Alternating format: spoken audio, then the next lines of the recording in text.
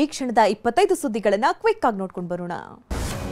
America ಅಧ್ಯಕ್ಷ Donald Trump ಜೊತೆ ಪ್ರಧಾನಿ ನರೇಂದ್ರ ಮೋದಿ ಮಾತುಕತೆ ನಡೆಸಿದ್ದಾರೆ. ಟ್ರಂಪ್ ಮನವಿ ಮೇರೆಗೆ ಪ್ರಧಾನಿ ಮೋದಿ ದೂರವಾಣಿ ಕರೆ ಮಾಡಿದ್ದಾರೆ. ಮಾತುಕತೆ ವೇಳೆ ಟ್ರಂಪ್ ಪಹಲ್ಗಾಮ್ ದಾಳಿ, ಆಪರೇಷನ್ ಸಿಂಧೂರ್ ಬಗ್ಗೆ ಮಾಹಿತಿ ಪಡೆದಿದ್ದಾರೆ. ಇದೇ ವೇಳೆ ಭಾರತಕ್ಕೆ ಆಗಮಿಸುವಂತೆ ಟ್ರಂಪ್ಗೆ ಮೋದಿ ಆಹ್ವಾನ ಕೊಟ್ಟಿದ್ದಾರೆ. ಭಾರತ ಹಾಗೂ ಕೆನಡಾ ನಡುವಿನ ಸಂಘರ್ಷ ಬಹುತೇಕ ಶಮನವಾಗಿದೆ. ಪ್ರಧಾನಿ ನರೇಂದ್ರ ಮೋದಿ ಹಾಗೂ ಕೆನಡಾ ಮಾರ್ಕ್ ಕಾರ್ನೆ ಮಾತುಕತೆ ನಡೆಸಿದ್ದು, ಉಭಯ ರಾಷ್ಟ್ರಗಳ ರಾಯಭಾರಿಗಳನ್ನ ನಿಯೋಜನೆಗೆ ಒಪ್ಪಿಗೆ ಸೂಚಿಸಲಾಗಿದೆ. ಸ್ಥಗಿತವಾಗಿದ್ದ ವ್ಯಾಪಾರ ಮಾತುಕತೆ ಪುನರಾರಂಭ ಮಾಡಲು ತೀರ್ಮಾನಿಸಲಾಯಿತು. ಚಿಕ್ಕಮಗಳೂರು ಜಿಲ್ಲೆಯಲ್ಲಿ ಮಳೆ ಅವಾಂತರ ಮುಂದುವರೆದಿದೆ. ಕಂಚಿನಕಲ್ದುರ್ಗದಲ್ಲಿ ಬೀರ್ಗಾಳಿ ಸಹಿತ ಮಳೆಗೆ ರಸ್ತೆಗೆ ಅಡ್ಡಲಾಗಿ ಬೃಹತ್ ಮರ ಬಿದ್ದಿದೆ. ಸ್ಥಳೀಯರೇ ಮರವನ್ನು ತೆರವುಗೊಳಿಸಿದ್ದಾರೆ.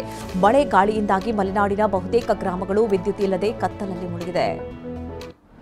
ಇನ್ನು ಮಳೆಯಿಂದಾಗಿ ಚಿಕ್ಕಮಗಳೂರಿನ ಪ್ರವಾಸಿ ಸ್ಥಳವಾದ ಚಾರ್ಮಡಿ ಘಾಟ್, ಎತ್ತಿನ ಭುಜ ಸೇರಿದಂತೆ ಆ ಕಡೆ ಹಸಿರಿನಿಂದ ಕೊಂಗೊಳಿಸ್ತಾ ಇದೆ. ಚಾರ್ಮಡಿ ಘಾಟ್ನಲ್ಲಿ ಧುಮ್ಮಿಕ್ಕುವ ಜಲಪಾತಗಳ ವೈಭವ, ಎತ್ತಿನ ಭುಜದಲ್ಲಿ ಹಸಿರಿಗೆ ಮುತ್ತಿಕ್ಕಿದ ಮಂಜಿನ ರಾಶಿ ಡ್ರೋನ್ ಕ್ಯಾಮೆರಾದಲ್ಲಿ ಸೆರೆಯಾಗಿದೆ.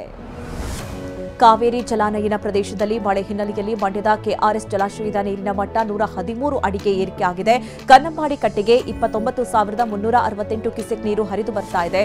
ಸದ್ಯ ಡ್ಯಾಂನಲ್ಲಿ 35 ಟಿಎಂಸಿ ನೀರು ಸಂಗ್ರಹವಾಗಿದೆ.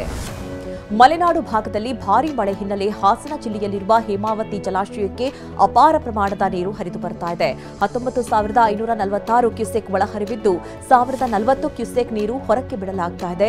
ಜಲಾಶಯ ಭರ್ತಿಯಾಗಲು 11 ಅಡಿ ನೀರು ಬೇಕಾಗಿದೆ. ಮುಂಬೈ ಪೊಲೀಸರಿಗೆ ಬೇಕಾಗಿದ್ದ ಖತರ್ನಾಕ್ ಕಾಮುಕ ಬಳ್ಳಾರಿಯ ಸಂಡೂರಿನಲ್ಲಿ ಸಿಕ್ಕಿಬಿದ್ದಿದ್ದಾನೆ. ಶುಭಂ ಕುಮಾರ್ ಮನೋಜ್ ಪ್ರಸಾದ್ ಸಿಂಗ್ ಎಂಬಾತನನ್ನ ದಸ್ತಗಿರಿ ಮಾಡಲಾಗಿದೆ. ಮಹಿಳೆಯರ ಹೆಸರಲ್ಲಿ ನಕಲಿ ಖಾತೆ ಸೃಷ್ಟಿಸಿ ಅಶ್ಲೀಲ ವಿಡಿಯೋ ಹಾಕ್ತಾ ಇದ್ದ.